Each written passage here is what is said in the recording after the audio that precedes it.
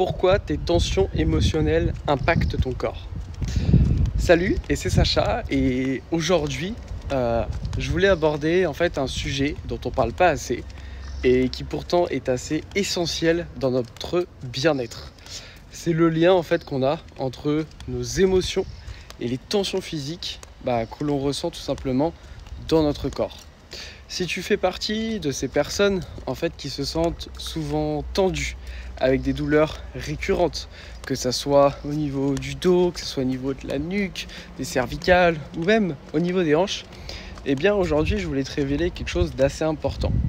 C'est qu'en fait il est possible que la cause de toutes ces tensions, ça soit simplement des émotions.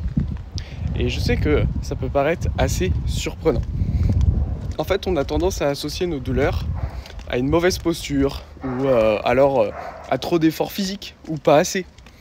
Mais la réalité en fait c'est que notre corps et notre esprit ils sont intimement liés. Et en fait toutes les émotions que tu refoules, tous les moments de stress que tu peux vivre dans ton quotidien, eh bien tout ça, ça peut se manifester physiquement dans ton corps. Tout ce stress peut venir se loger dans ton corps en fait. Dans cette vidéo, du coup, je vais t'expliquer comment ça fonctionne et surtout comment tu peux te libérer, comment tu peux commencer justement à enlever toutes ces tensions en fait grâce à une pratique adaptée de yoga. Installe-toi confortablement, ou du moins peu importe où tu regardes cette vidéo, prends le temps d'être bien concentré et on va plonger dans ce sujet ensemble qui est assez passionnant. Alors, est-ce que tu t'es déjà demandé pourquoi après une longue journée stressante, tu ressens comme une tension qui s'accumule dans tes épaules ou une tension qui s'accumule dans ta nuque, ou peut-être même tu as remarqué lorsque tu travailles, que tu traverses plutôt une période qui émotionnellement est assez difficile, ton corps tu le sens plus lourd, plus raide, un petit peu comme si chaque mouvement, tu vois, chaque fois que tu bouges, c'était un véritable effort. Et en fait, tout ça, c'est pas du tout le fruit du hasard. Nos émotions, en fait, qu'elles soient liées au stress, à la colère, à l'anxiété, à la tristesse, elles restent pas enfermées juste dans notre esprit.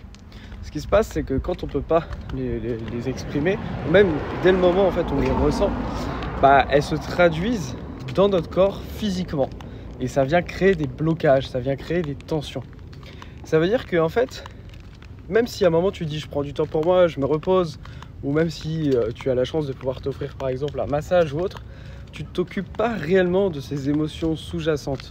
Ces tensions, en fait, elles vont continuer à revenir. Et ça, c'est quelque chose qu'on nous apprend absolument pas à reconnaître. On parle souvent, tu sais, de se déstresser mentalement. Il y a tellement d'articles, de choses qui sortent autour du stress. Mais on oublie que le corps, il a la mémoire aussi de toutes nos émotions. Faut que tu imagines un petit peu ton corps comme si c'était, tu sais, un réservoir. Chaque fois que tu vis une situation stressante ou émotionnellement difficile, ce qui se passe, c'est qu'une partie de ce stress, ça vient s'accumuler dans ton corps. Et à force, ce réservoir, tu vois, il se remplit. Et il finit par déborder. Et c'est à ce moment-là, en fait, que tu commences à ressentir ces douleurs persistantes ou ces blocages, que ce soit à nouveau dans le dos, souvent dans les hanches, dans différentes articulations, dans la nuque. Et ça apparaît pas d'un coup, en fait, tes tensions. C'est juste que ça s'est accumulé à travers le temps. Et c'est là que le yoga peut vraiment t'aider. Et pas seulement pour assouplir tes muscles. Le yoga, c'est pas juste enchaîner des postures pour travailler ton corps. C'est une pratique qui va beaucoup plus loin et qui te permet en fait de te reconnecter et reconnecter surtout ton corps et ton esprit. Du moins quand c'est amené de la manière dont moi je l'amène.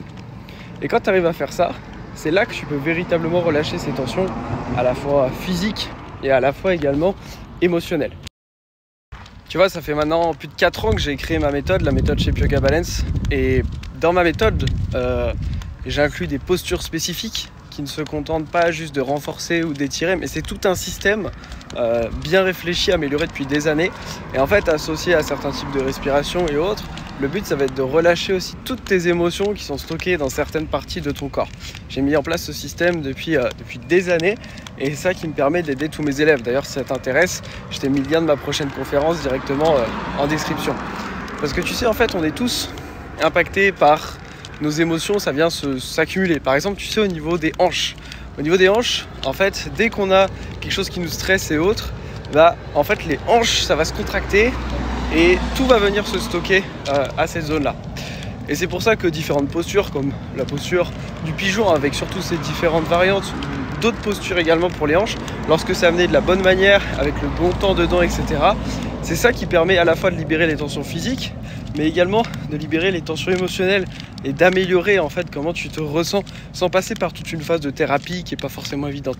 L'idée, c'est vraiment de relâcher grâce au corps. Et c'est là la vraie puissance du yoga selon moi, et ce que j'ai pu voir avec les plus de 1800 personnes que j'ai accompagnées. C'est vraiment pouvoir relâcher tout et se sentir beaucoup mieux grâce à ce travail du corps. C'est ce que j'ai pu voir avec mes élèves. Certains venaient me voir en se plaignant de douleurs chroniques, notamment dans le dos, les hanches.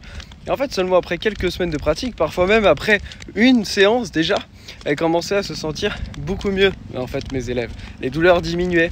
Elles se sentaient aussi beaucoup plus légères mentalement, beaucoup moins stressées. Il faut comprendre que tout ça est lié. On ne peut pas juste travailler le corps ou juste travailler l'esprit. Mais du coup, toi qui regardes cette vidéo, qu'est-ce que tu peux faire dès aujourd'hui pour commencer à relâcher ces tensions émotionnelles qui impactent ton corps? Déjà, si c'est quelque chose dont tu as envie que je parle plus, dis-le moi en commentaire. Mets-moi un petit oui Sacha dans les commentaires. Comme ça, je sais que c'est quelque chose qui t'intéresse et je referai plus de vidéos à ce sujet. Mais déjà, le premier conseil que je peux te donner, c'est d'essayer d'écouter les signaux de ton corps. La prochaine fois que tu ressens en fait une tension, que ce soit dans le cou, les épaules, les hanches, prends un moment pour essayer d'y réfléchir consciemment. Qu'est-ce qui se passe dans ma vie en ce moment? Quelles émotions je peux être en train de refouler? Sachant que ça peut être des choses qui s'accumulent depuis des mois. Donc ça demande un petit peu d'introspection. Et rien que le fait déjà de prendre conscience de certaines choses, ça peut être déjà un premier pas.